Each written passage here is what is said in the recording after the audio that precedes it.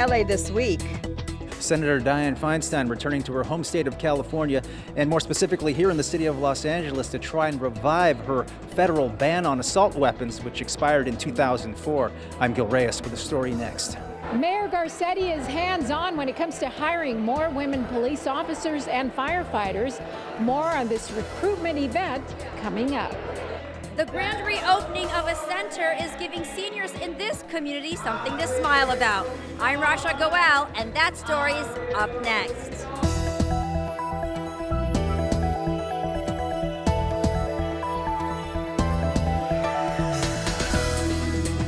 Hello and welcome to LA This Week. Thanks for joining us. I'm Yana Kay. LA already has some of the strictest gun laws anywhere. So why is the LA City Attorney going out of his way to support tougher gun laws in other states? The answer is our safety here in LA. Gil Reyes has more. At UCLA Medical Center, Senator Dianne Feinstein stood with victims of gun violence, drumming up support for a proposed federal ban on assault weapons. This followed youth marches nationwide demanding stricter gun laws, marches inspired by a school shooting in Florida that killed 17 people. You have young children saying to their parents, "Daddy, I'm scared. I don't want to go to school." And the Congress of the United States does nothing. Well, we're going to do something. Senator Feinstein had authored the first federal ban on assault weapons, which was in effect from 1994 to 2004. Since then, gun control advocates have tried several times to revive it. All of those times have failed, but the hope is that the aftermath of the Florida shooting will change all that. California already has some of the toughest gun laws in the nation, enforcing a ban on assault weapons and following up with a gun violence restraining law that allows courts to seize firearms from people they believe to be unsafe. The city of Los Angeles also has a safe storage law that requires guns to be locked away or disabled at home when not in use. LA City Attorney Mike Feuer says measures like these are why California has fewer mass shootings overall compared to other states with looser rules. But he is concerned about firearms from outside coming into our area. There was a proposal, and it's still pending, that passed the House that would allow anyone with a concealed carry permit from any place in the country to go to any other state and legally have a concealed weapon. How dangerous is that? Here in California, there are strict standards to get a concealed weapon. In Arizona, you don't even need a permit. Feuer says tougher federal laws would further protect Los Angeles and the rest of the country. I'm Gil Reyes for LA This Week. So far, Feinstein's federal bill has 29 members of the Senate supporting, none of them Republican. Turning now to the threat of deportation, it hangs like a dark cloud over thousands of Angelenos. The president's order to end temporary protected status has local leaders searching for solutions before time is up. Gil Reyes has more from City Hall.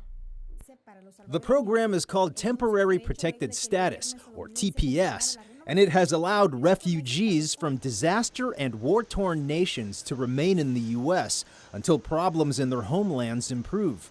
President Trump has decided to end the program for several nations, many say prematurely, forcing recipients to possibly leave soon or to hide. They'll be fearful to report crime. They won't seek medical attention when it's needed. Outside City Hall, the city's immigrant advocate Peter Shea says LA's overall health and public safety could be compromised. Temporary protected status for Nicaraguans is expected to expire this January. For Haitians, in July 2019. For Salvadorans, the clock is also ticking. Immigration raids at home could follow. Now, the hope is these forced departures and deportations can be avoided. Shea says a lawsuit is in the works, with the city of LA's support challenging the end of TPS. He also says lawyers are working on legal documents, protections that TPS recipients could show to federal agents at the door, informing them of the rights. First they came after our dreamers, then the Haitians, Nicaraguans, Salvadorians, and now all of California. LA City Councilman Curran Price referring to the Trump administration's new lawsuit against the state. The suit claims California is illegally protecting undocumented immigrants from federal deportations. Councilman Gilbert Cedillo disagrees. We have the strength of the U.S. Constitution, and so we will continue here in the city of Los Angeles and the state of California to continue to resist those efforts. I'm Gil Reyes for LA This Week. Now, there's also hope Congress can agree on a pathway to citizenship for TPS recipients before their residencies expire. Say you're a victim of a crime. Did you know the government can help pay for your medical and relocation costs if you qualify? On this National Crime Victims' Rights Week, we shine a light on a somewhat obscure program that's grown locally and online. Gil Reyes has more from the LAPD's Van Nuys police station. Gil. Yes, Yana, very important information for victims of all sorts of crime, from domestic violence to sexual assault. They now have an advocate set up here through the LA City Attorney's Office at every single LAPD station, and they can apply for these free services online. For sex crime victims, the walk up to an LAPD station to request legal and financial help can be difficult.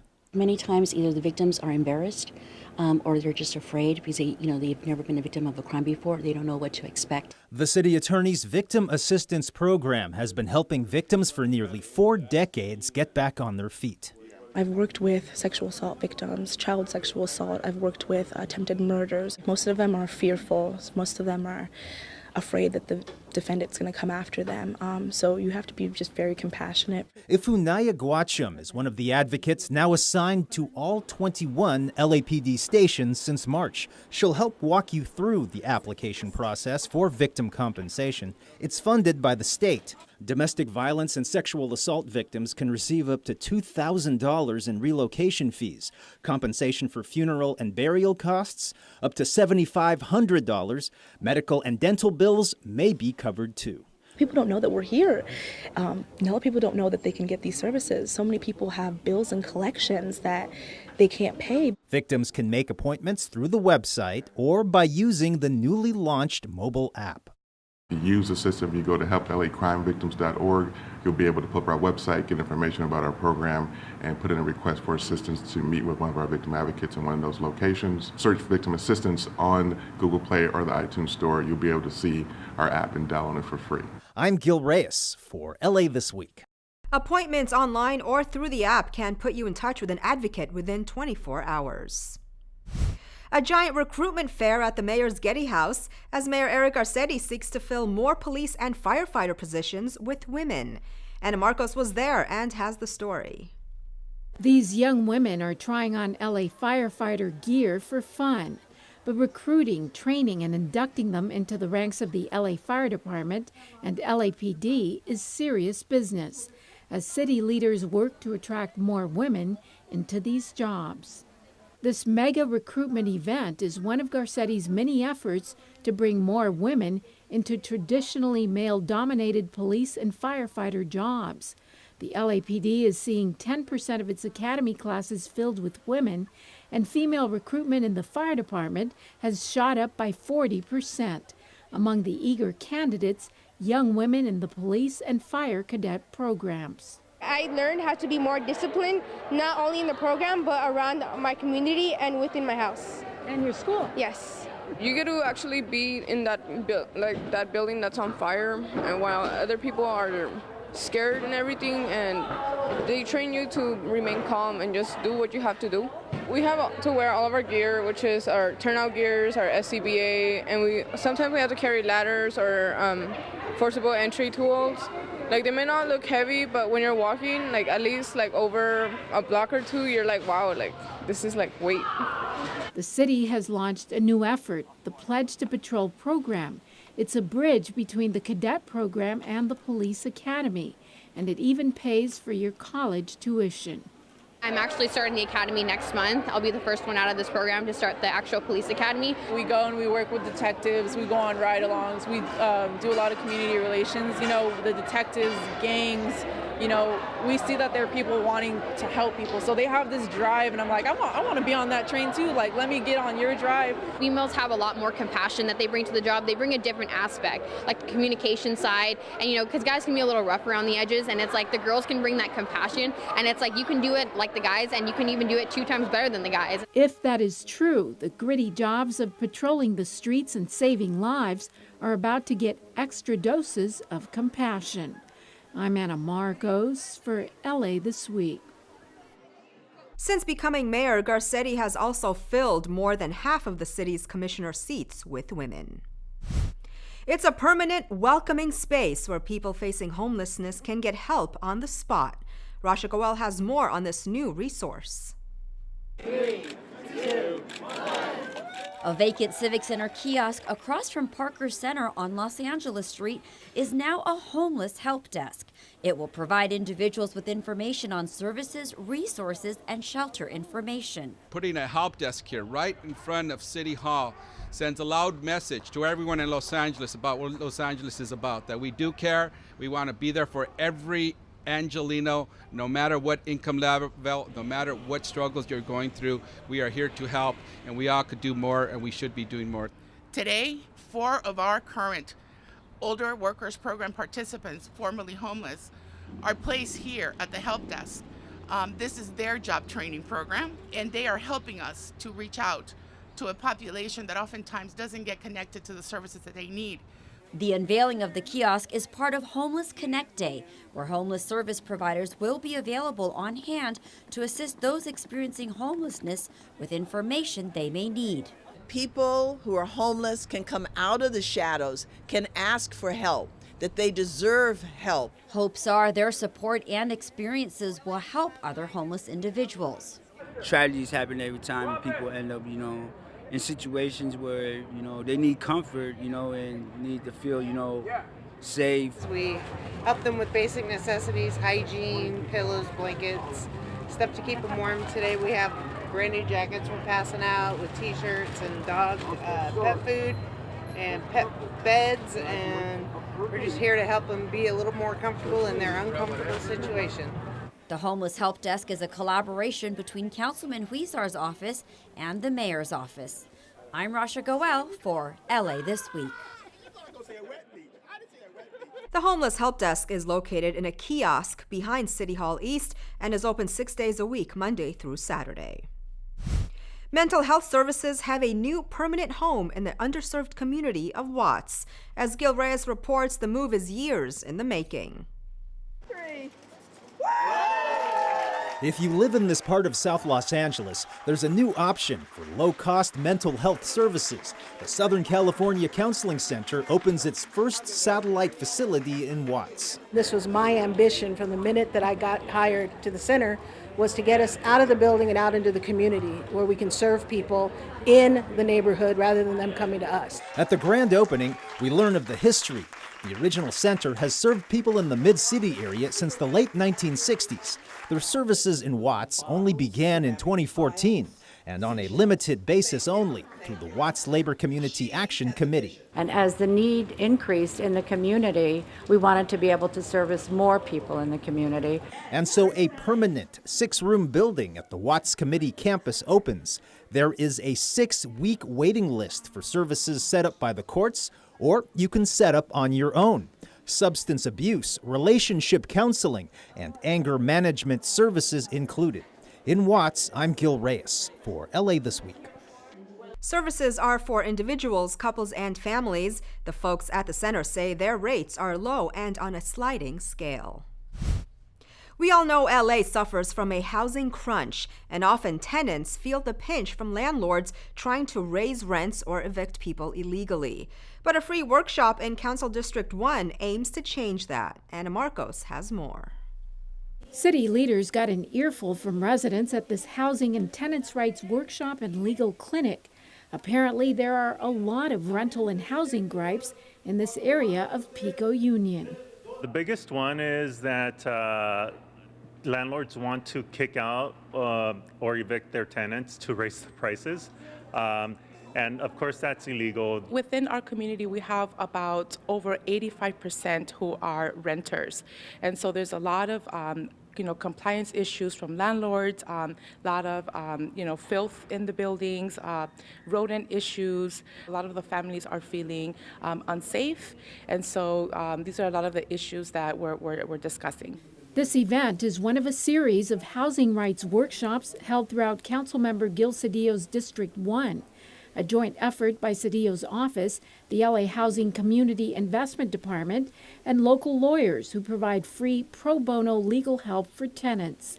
Residents are finding out when they can and can't get evicted, what rent increases are allowable, and how to get help when they're living in unsafe conditions. Sometimes we think we don't have rights to, to protect our rights.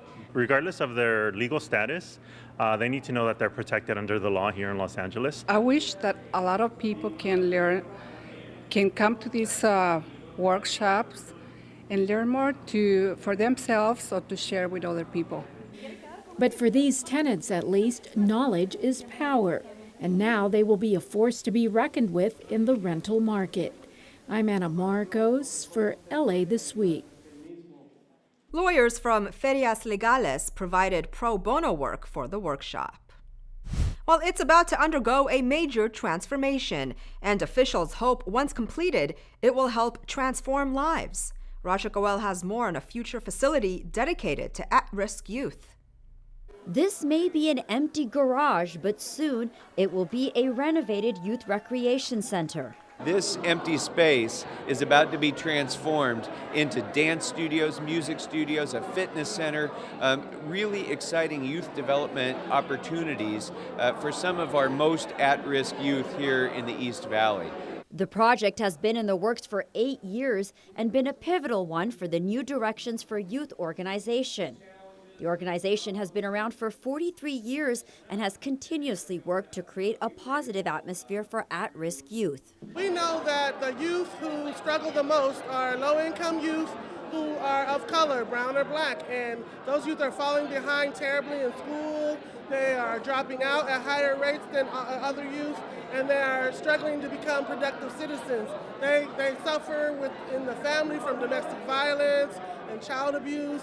A lot of the youth we work with are in foster care. The new 5,000 square foot facility will help provide activities that also serve as a preventative measure to help these kids lead productive lives. I was very proud that we were able to get $600,000 in funding to make this project happen. And that's money very well invested in preventing some of these young people from falling into the clutches of gangs or substance abuse. It gives them an opportunity to really begin to build a foundation for a better life. He also says investing in the youth is part of a worthy long-term crime reduction strategy. I'm Rasha Goel for LA This Week. The new center will offer programs such as after-school tutoring, counseling, art therapy, life skills, and more. Families in Venice headed outdoors for a day at the beach, not to play, but to help save the planet. As Gil Reyes reports, you're invited too. The Geisler family is among the locals helping to pick up trash in Venice Beach. Keep the ocean clean and the animals alive. You know, this is why we live here. It's a beautiful area. We get the mountains, the beach, and it's our responsibility to clean it up. The environmental nonprofit group Heal the Bay organized this event. Today is our monthly Nothing But Sand cleanup, where we gather people from all over the county and welcome them to one of our local beaches, and they all pitch in and we try to get as much trash off as we can. Around 15 years ago, Heal the Bay was lucky to get 100 people to show up. Today, the group says 1,000 volunteers typically attend. Cleanups take place every third Saturday at a different beach, drawing church groups, alumni associations, and more. WISE LA, Women Investing in a Sustainable Economy, and I'm here primarily to support that group, but also to support this little one up above me, because we need to make a difference and kind of change the way the world is moving right now. Many of the volunteers oppose offshore drilling and other plans by the federal government that they say threaten our oceans. You can do your part to help save the planet by volunteering at the next coastal cleanup. Find out where at healthebay.org. I'm Gil Reyes for LA This Week. Heal the Bay hosts volunteer cleanups in the Santa Monica Bay from Will Rogers State Beach to Torrance. While city leaders highlight LA's attributes in the hopes of attracting more investors, trash collection goes high-tech in Council District 4, and spring is in the air at the LA Zoo. All these stories in CityBeat. The City of LA held its 4th Regional Investors Conference recently. Several city departments were on hand and highlighted all that Los Angeles has to offer for potential investors. Mayor Eric Garcetti talked about advancements in basic city services, economic growth, and infrastructure. So if you want to see the face of the world today, come to LA. If you want to see the face of this country tomorrow, come to LA. Whether it's investments we're making in higher education, whether it's the 2028 Olympics, when the world will come here again. This is truly one of those great decades that will, I believe, lay the foundation for another 50 years of prosperity. Councilmember David Rue, the Bureau of Sanitation, and representatives from E-Cube installed the first of 5 solar-powered compacting trash bins on Wilshire Boulevard in the Mid-City area. Officials say the bins are not only a more sustainable way to keep Los Angeles clean, but use mobile technology like sensors to alert LA Sanitation when a bin is full for more efficient waste removal. With this technology, we can increase the capacity of waste collection, and also with the data with LA Sanitation, we'll be able to understand waste generation patterns and histories and ultimately increase the efficiency of waste collection. These sensors will save the city time, save the city money, and save the city energy. Families hopped into spring and had fun at the LA Zoo's Bug Bunnies Spring Fling. There was plenty of activities on hand, including a seed planting craft station, a bunny education station, animal presentations, face painting, and spring dance. It's such a special experience for families to come here and connect with each other and nature and learn about wildlife here at the zoo and in the wild and what they can do to protect and safeguard wildlife and wild habitats.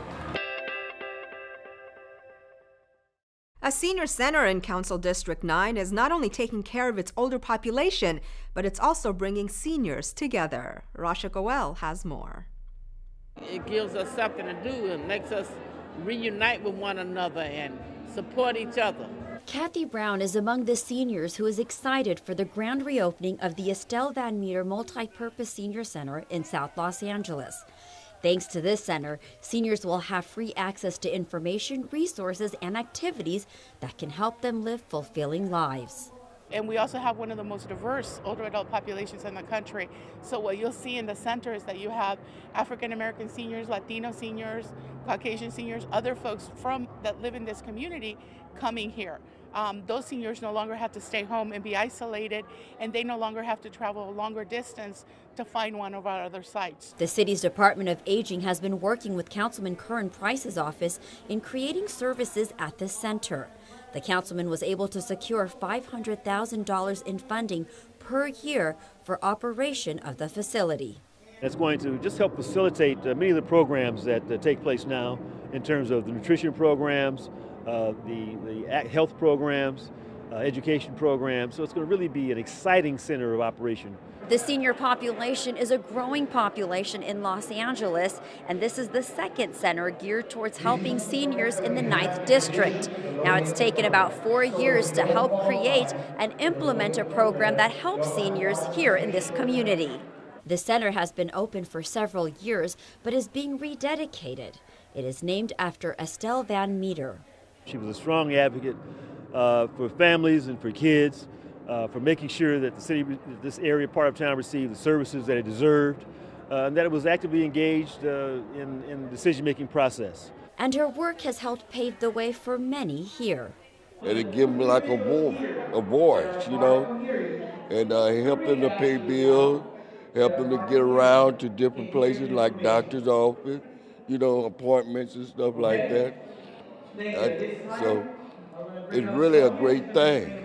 A great thing to know you can help bring fulfillment to the lives of others.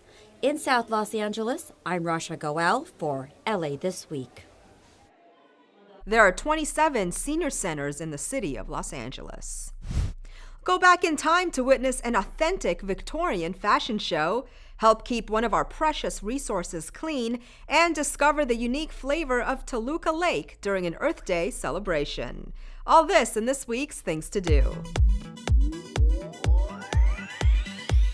Legend has it that a duchess was too hungry to wait for a late dinner, so she began an afternoon custom of enjoying a selection of biscuits and cakes with her friends. Queen Victoria learned of this activity and also fell in love with the idea.